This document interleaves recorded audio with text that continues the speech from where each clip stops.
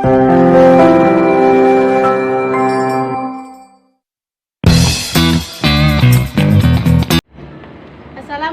warahmatullahi wabarakatuh.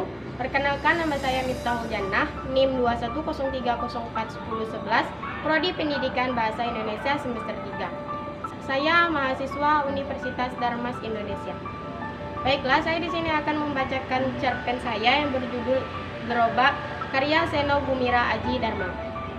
Kira-kira 10 hari sebelum Lebaran tiba, gerobak-gerobak berwarna putih itu akan muncul di berbagai sudut kota kami.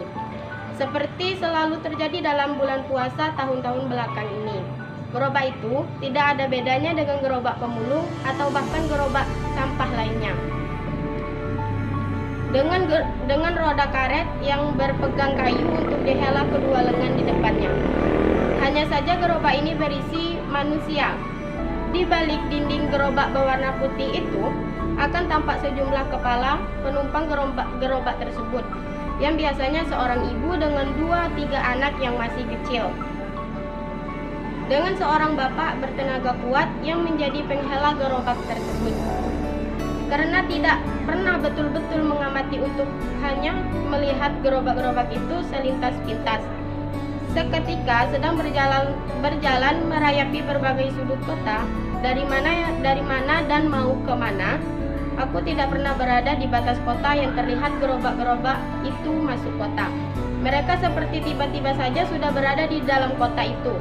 Kadang terlihat berhenti dan berbagai tanah lapang memasang tenda plastik, menggelar tikar dan tidur-tiduran dengan santai.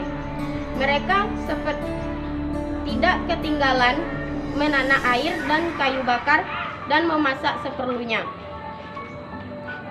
Apabila tanah lapang sudah penuh, mereka menginap di kaki lima dengan plastik menutup gerobak. Tidak jarang mereka memasang juga tenda di depan rumah-rumah gedung yang bertingkat itu. Salah satunya dari gerobak itu berhenti pula di depan rumah gedung kakekku. "Kakek, siapakah orang-orang yang datang dengan gerobak itu, kek? Dari manakah mereka datang?" Kakek itu pun menjawab sambil menghela napasnya, "Oh, mereka selalu datang selama bulan puasa dan nanti menghilang setelah Lebaran. Mereka datang dari negeri kemiskinan." Negeri kemiskinan? Ya, mereka datang untuk mengemis. Aku tidak bertanya lebih lanjut dengan kakekku, karena kakekku adalah orang yang sibuk. Di samping menjadi pejabat tinggi, perusahaannya pun juga banyak sekali. Dan kakek tidak pernah membagi pekerjaannya dengan berat itu dengan orang lain. Gerobak itu anak-anak kecil untuk tampaknya seusiaku, namun kalau untuk setiap di kesibukan, oh tentu tugas-tugas sekolah, dan anak-anak itu pekerjaannya hanya bermain-main saja. Kadang-kadang aku ingin sekali ikut bermain dengan anak-anak itu, tetapi kakekku tentu saja melarangku. "Jangan sekali-kali mendekati kere-kere itu," kata kakek. "Kita tidak pernah tahu apa yang mereka pikirkan tentang kita." "Apa yang mereka pikirkan, kek? Coba saja kamu setiap hari hidup di dalam gerobak di luar sana. Apa yang kamu pikirkan jika dari kegelapan melihat lampu-lampu kristal di balik jendela dalam kerumunan nyamuk, dan berdenging-denging melihat anak kecil berbaju putih makan es sebuah puding warna-warni waktu berbuka puasa?" Aku terdengung. Apa maksudnya, kek? Apakah mereka akan menculik aku? Ataukah setidaknya mereka akan melompat masuk jendela dan merempas makanan enak-enak untuk berbuka puasa ini? Aku memang selalu mendapat peringatan dari orang tuaku untuk hati-hati, bahkan sebaiknya menjauhi orang-orang yang tidak dikenal. Memang mereka tidak pernah menyebut kata-kata semacam hati-hati terhadap orang miskin atau orang miskin itu jahat. Seperti kewaspadaan ibu memang akan selalu meningkat, dan segera mengandeng tanganku erat-erat apabila didekati orang-orang yang berbaju compang-camping dan sudah tidak jelas warnanya lagi. Di balik topi tikar pandan, mereka sudah jebol tepinya. Memang selalu kulihat mata yang menatap, tetapi tak bisa diketahui apa yang dikatakan mata itu. Sekarang aku tahu, gerobak warna putih itu datang dari negeri kemiskinan, di mana tempatnya kakek tidak pernah menjelaskan, tetapi kurasa tentunya dekat-dekat saja, karena bukankah gerobak itu dihela orang yang akan berjalan kaki. Demikianlah gerobak-gerobak itu di hari ke hari semakin banyak saja tampaknya. Benarkah seperti kata kakek, mereka datang untuk mengemis? Aku tidak pernah melihat mereka mengulurkan tangan di depan rumah-rumah. Ternyata mereka tidak perlu mengemis untuk mendapatkan sedekah. Nenek misalnya untuk mengirimkan makanan yang berlimpah-limpah kepada gerobak yang menggelar tenda di depan rumah. Ketika kemudian gerobak-gerobak itu makin banyak, maka berjajar-jajar di depan rumah, gerobak-gerobak yang lain itu juga dapat melimpah makanan pula. Tampaknya orang-orang yang dianggap berkelebihan diandaikan dengan sendirinya harus tahu bahwa semua manusia dalam gerobak itu tampaknya merasa sudah semestinya hanyalah mereka yang mendapat limpahan pemberian yang sebanyak-banyaknya tanpa harus mengemis lagi. Mereka cukup hanya harus hadir di kota kami dan mereka akan mendapatkan sedekah yang tampaknya mereka anggap baik hak mereka. Begitulah dari hari ke hari gerobak-gerobak putih itu memenuhi kota kami. Bahkan mobil kakek sampai sulit sekali keluar masuk rumah karena gerobak-gerobak yang berderet di depan pagar. Di jalan gerobak itu bikin macet, dan di tepi jalan keluarga gerobak yang memasang tenda-tenda plastik seperti berpiknik itu sudah sangat mengganggu pemandangan. Manusia-manusia gerobak itu seperti bersikap dunia adalah milik mereka sendiri. Sepanjang hari mereka hanya bergolek-golek di atas tikar, tidur-tiduran, menatap langit dengan santai, dan mereka seperti merasa harus mendapat makanan tepat dan pada waktunya.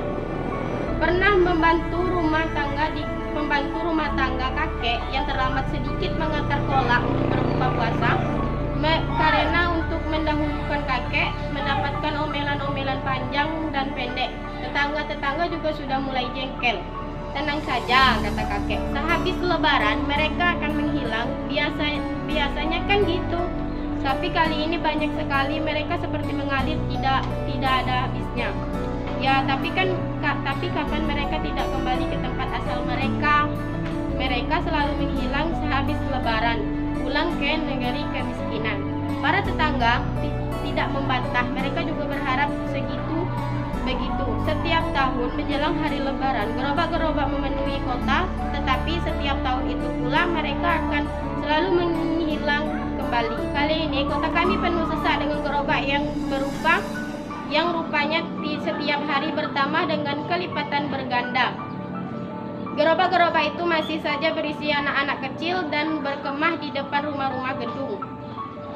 Mereka tidur-tiduran sambil memandang rumah gedung yang indah, kokoh, kuat, asri, dan mewah dari luar pagar tembok.